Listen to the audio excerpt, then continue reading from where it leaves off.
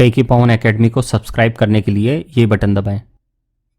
Welcome students, मेरे channel टेकी पवन academy में आपका फिर से स्वागत है। आज हम बात करने वाले हैं आगत क्या होती है और आगत के कौन कौन से प्रकार है। अभी तक आपने जब भी आगत शब्द आया होगा केवल एक छोटा सा शब्द के रूप में आपने उसको जाना है। इस वीडियो में मैं आपको बताने वाला हूं कि आगत का डिटेल में अर्थ क्या होता है और आगत कितने प्रकार की होती है। तो जल्दी से आप मेरे चैनल को सब्सक्राइब कर लीजिए। स्टूडेंट्स, आज का हमारा टॉपिक है आगत का अर्थ एवं आगत के प्रकार। आइए इस नई सीरीज को हम देखते हैं, संपूर्ण समष्टि अर्थशास्त्र की। पहले आगत का अर्थ देखें हम। उत्पादन में काम आने वाले समस्त संसाधनों को आगत कहते हैं। तो यहां नोट करने वाली बात क्या है, आगत क्या हुई। कुछ पॉइंट्स हैं जो हमें देखने होंगे। कौन कौन सा? पहला पॉइंट कि ये उत्पादन में काम आती है। आगतें क्या होती हैं? उत्पादन में काम आती है। दूसरा कि जितने भी संसाधन है, समस्त जितनी भी चीजें हैं जो उत्पादन प्रक्रिया में काम आती है, उन सबको ही हम क्या कहते हैं? आगत। तो ये चीज क्लियर हो गई। इनपुट्स क्या होती हैं? उत्पादन में काम आने वाली समस्त संसाधनों को आगत कहते हैं। उत्पादन यानी कि उत्पादन प्रक्रिया। अब आगे बढ़े। अब देखिए आगत को कितने भागों में बांटा गया है। आगत को सर्वप्रथम दो भागों में बांटा गया है, साधन आगत और दूसरा है गैर साधन आगत। साधन आगत में कौन कौन से होते हैं? उत्पादन प्रक्रिया में कौन कौन से साधन काम आते हैं? भूमि, पूंजी, श्रम, उद्यम और एक और होता है, लेकिन उसे मानते नहीं है कि ये साधन है, लेकिन जो साहस होता है वो भी एक पांचवा उत्पादन का साधन होता है। लेकिन आजकल नए अर्थशास्त्र में साहस को उद्यमी का ही अंग मान लिया गया है, इसलिए 4 ही हो गए हैं। और गैर साधन आगत में कच्चा माल, अर्धनिर्मित माल, निर्मित माल, नकद मुद्रा आदि शामिल होते हैं। आइए अब इन्हें हम देखते हैं। सबसे पहले हमारा आता है भूमि या लैंड। भूमि से तात्पर्य केवल जमीन से नहीं है, बल्कि भूमि में समस्त प्राकृतिक संसाधन शामिल होते हैं। अब जैसे आप अगर भूमि में बात करें तो ये ऊपर की जमीन को ही हम भूमि नहीं कहते। भूमि पर जितने भी प्राकृतिक संसाधन है, इस भूमि के नीचे, इस पहाड़ के नीचे जितने भी प्राकृतिक संसाधन छुपे हुए हैं, वो सब भी इस भूमि का ही अंग हैं। तो इसलिए भूमि का मतलब अर्थशास्त्र में केवल खाली जमीन नहीं होता ऊपर की, बल्कि उस जमीन में मौजूद समस्त प्रकार के खनिज संसाधन भी भूमि के अंग होते हैं। जैसे जल, खनिज, खान, वन, नदियां, समुद्र आदि को हम क्या मानते हैं? भूमि। और भूमि को प्रतिफल में क्या मिलता है? लगान। भूमि का जब उपयोग करते हैं तो उसके उपयोग के बदले में जो रिटर्न मिलता है उसे हम क्या कहते हैं? लगान। उम्मीद है आपको ये भूमि का टॉपिक क्लियर हुआ होगा एकदम। आगे बढ़े। दूसरा है हमारा श्रम, लेबर। आय कमाने के लिए किए जाने वाले समस्त प्रकार के मानसिक और शारीरिक कानूनी कार्यों को श्रम कहते हैं। अब यहां कुछ बिंदु आए हैं, वो हमें देखना बहुत जरूरी हो गया। सबसे पहला कि आय कमाने के लिए किया गया है। ये नहीं कि कोई फ्री में कुछ भी कर रहा है तो वो तो समाज सेवा हो गई। फ्री में अगर कोई किसी व्यक्ति की हेल्प करता है तो वो क्या हो गई? समाज सेवा। वो श्रम नहीं है। तो सबसे पहले श्रम क्या है?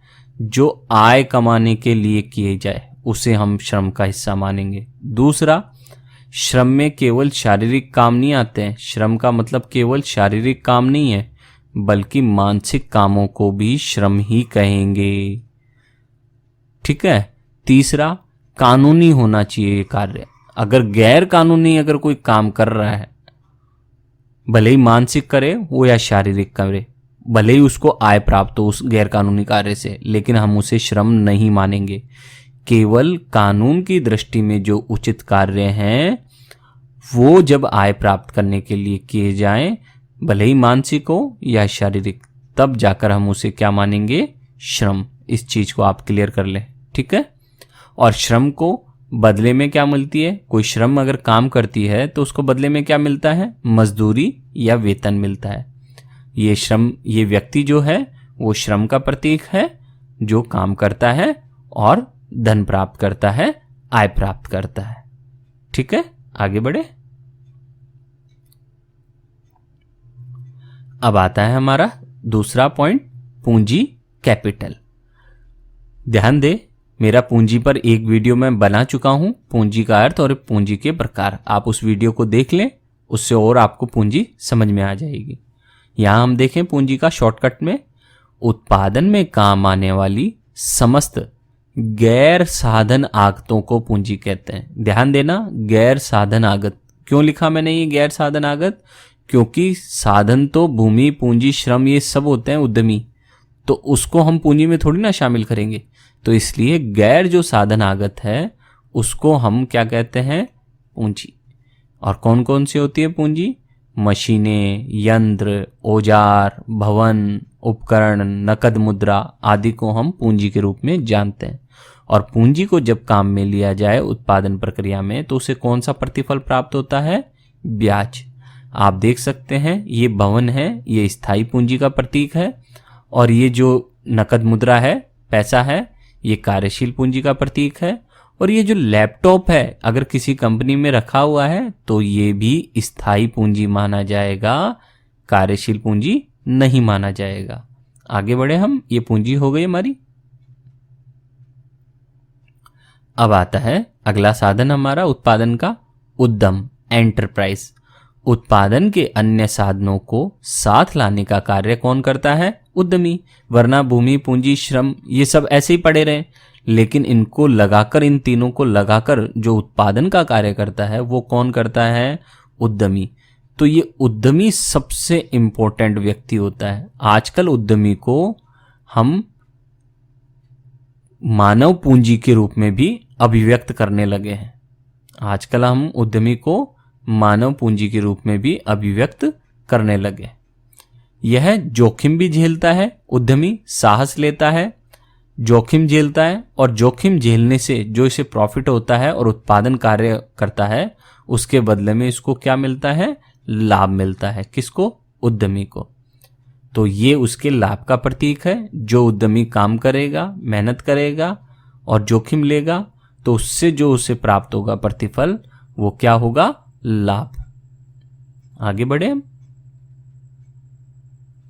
अब आती है हमारे गैर साधन आगत। किसी भी उत्पादन इकाई द्वारा जो कच्चा माल, अर्धनिर्मित माल और तैयार माल तथा अन्य इन्वेंट्रीज को अपने पास रखा जाता है उन सबको हम क्या कहते हैं, गैर साधन आगत।